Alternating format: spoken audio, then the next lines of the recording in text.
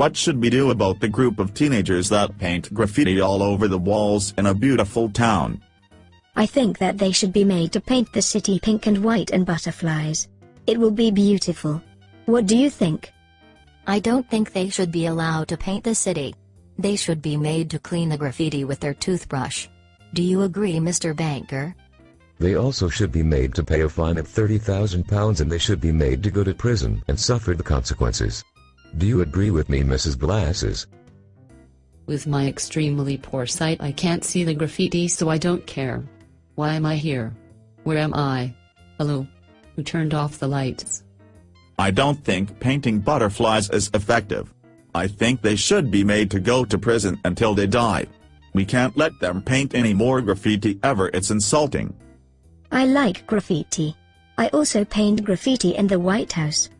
Now it's not white, it's pink. With fairy lights.